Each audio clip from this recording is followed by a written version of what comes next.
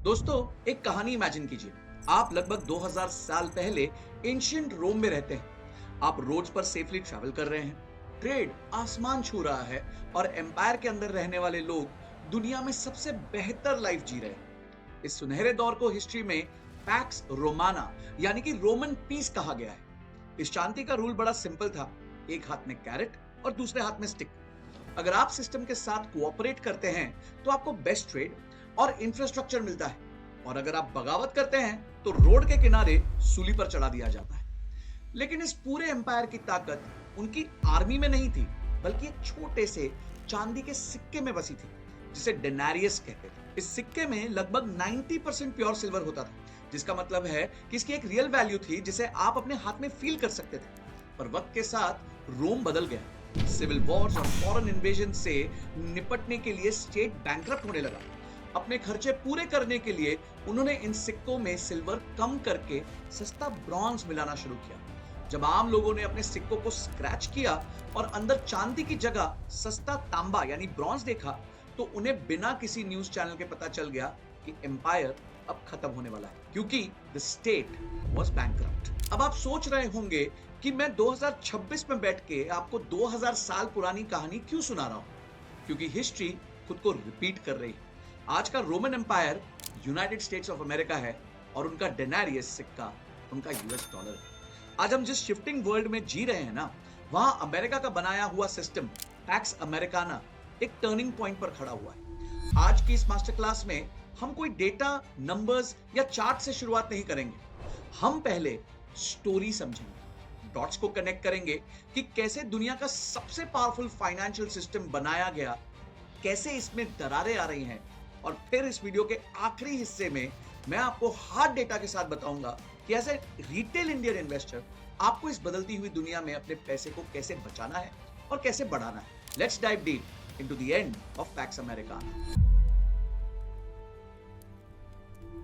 और आप में से अभी तक सिर्फ 26% लोगों ने चैनल को सब्सक्राइब किया है, तो फटाफट सब्सक्राइब करके घंटी दबा दीजिए ताकि ऐसी अमेजिंग वीडियोस आपसे मिस ना हो। Let's understand the end of PACS Americana.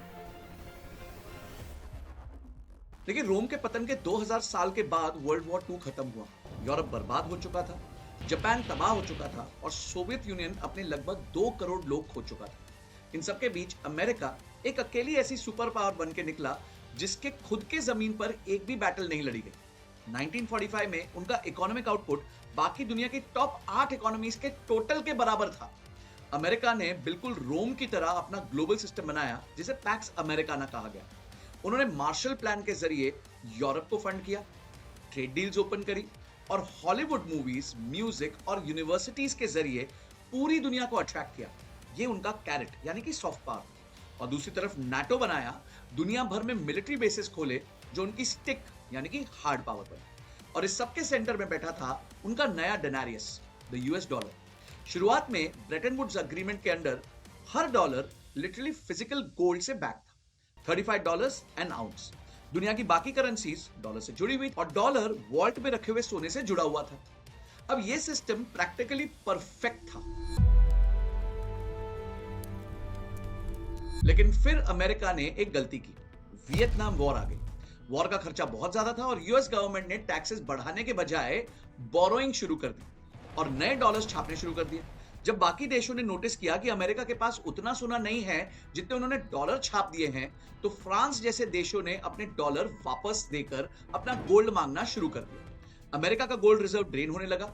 अपने एम्पायर को बैंकरप्ट होने से बचाने के लिए 15 अगस्त 1971 को प्रेसिडेंट रिचर्ड निक्सन टीवी पर आए और उन्होंने डॉलर और गोल्ड का कन्वर्टिबिलिटी कनेक्शन हमेशा के लिए तोड़ दिया। I have directed Secretary Connally to suspend temporarily the convertibility of the dollar into gold or other reserve assets, except in amounts and conditions determined to be in the interest of monetary stability and in the best interest of the United States. जब रोम ने अपने सिक्कों में मिलावट की थी ना, तो लोगों की उसकी हल्की वेट फील हुई थी।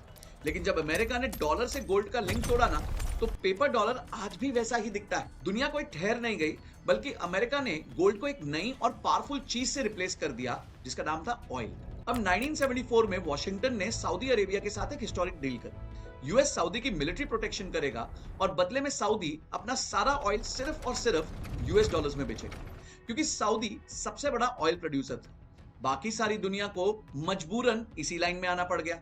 यहां से जन्म हुआ दुनिया के सबसे ताकतवर सिस्टम का, जिसे आज द पेट्रो डॉलर लूप कहा जाता है। दुनिया को एनर्जी चाहिए, इसके लिए उन्हें डॉलर्स चाहिए। एनर्जी बेचकर सऊदी और बाकी देशों के पास एक्स्ट्रा डॉलर्स आते हैं।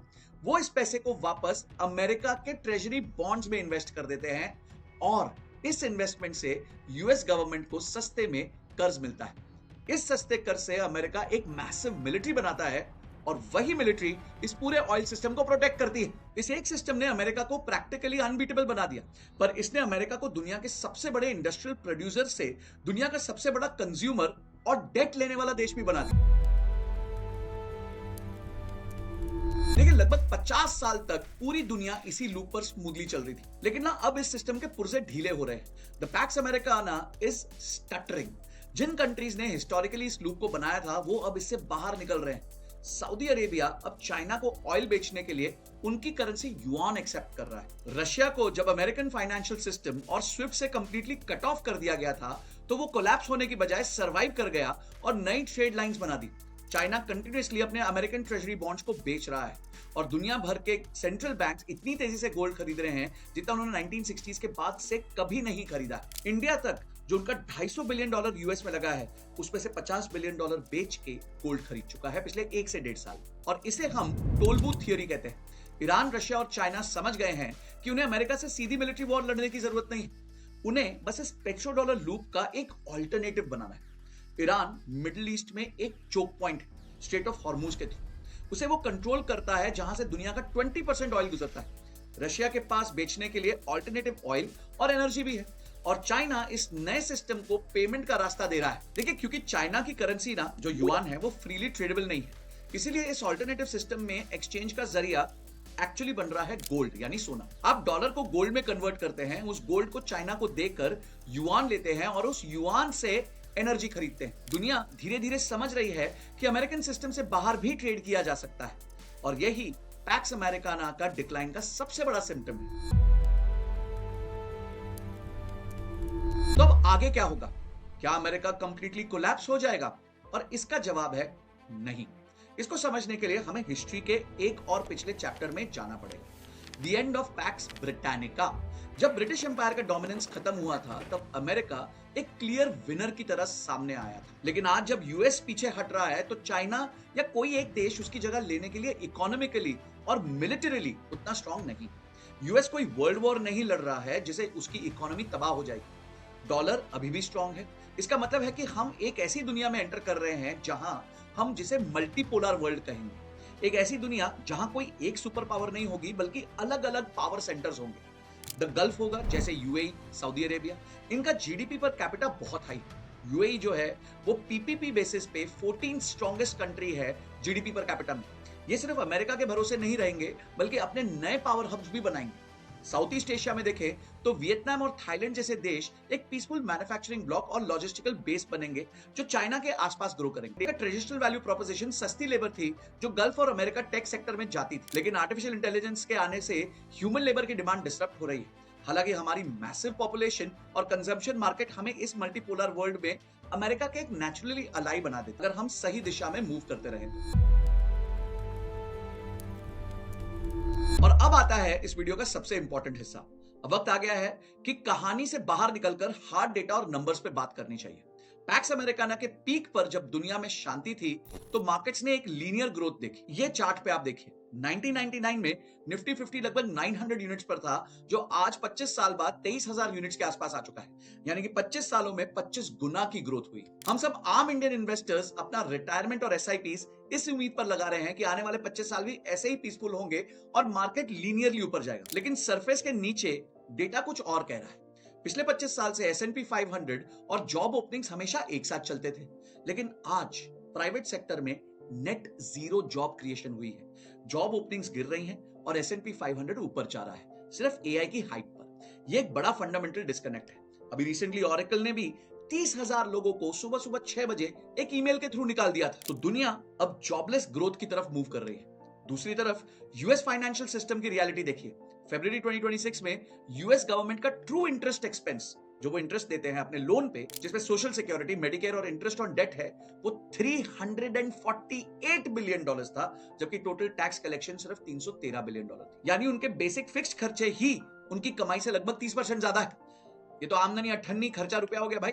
एज अ रिटेल इन्वेस्टर अगर आप सारा पैसा सिर्फ आईएनआर में या निफ्टी 50 में एसआईपीज में डाल रहे हैं, तो एक मल्टीपोलर वर्ल्ड में अगर रुपी डेप्रिशिएट होता है, जैसे पिछले कुछ सालों में कंटिन्यूअसली हुआ है, तो आपकी वेल्थ डेंजरसली वाइप आउट हो सकती है। आपको मल्टीपोलर दुनिया के हिसाब से अपने एसेट्स को ग्लोबली डाइवर्सिफाई करना पड़ेगा। पर ध्यान रखिए, आपको डायरेक्ट इंडिविजुअल फॉरेन स्टॉक्स खरीदने की जरूरत नहीं।